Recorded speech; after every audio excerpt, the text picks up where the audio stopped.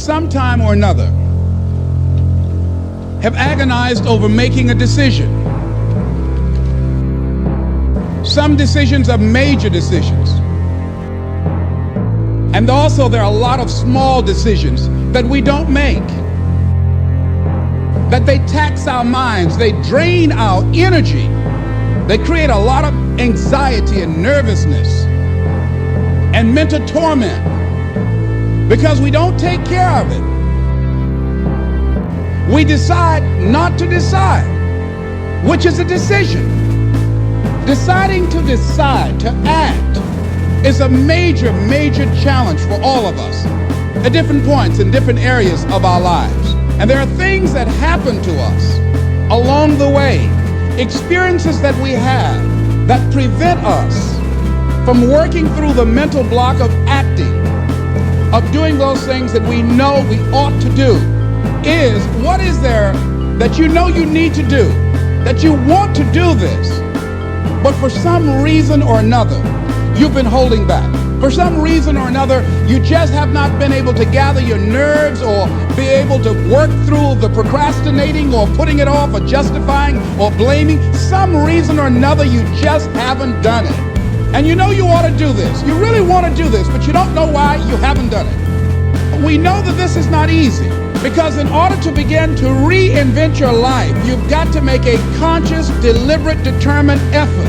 That you really got to put all of yourself into it. It's very challenging to act, to do those things. There are times when you're looking at it and you say, I know I need to do this, but I don't feel like it. What are those things that cause us to do like that? I think that among the things that prevent us from acting is the fear of failure. And if you've already failed, you don't want to fail again, the pain of that. The disappointment, the fear of loss is another thing. Because many times when we do those things that we know we need to do, we feel that we might lose somebody that we love very much and care about. We don't want to hurt anybody. Many of us don't act because we want other people's approval. We want everybody to like us and to accept us. And that's not possible. Many of us don't do the things that we want to do and don't act because of lack of self-confidence. We don't believe enough in ourselves. There are many reasons why we don't act. There are other things, though, that affect us. It's that not wanting to take personal responsibility. We want somebody else to do it. And many times we pick up our inability to do certain things from people that we love, people that we admire. We identify with them, and we live in the context of their ideas, their opinions, and their life patterns.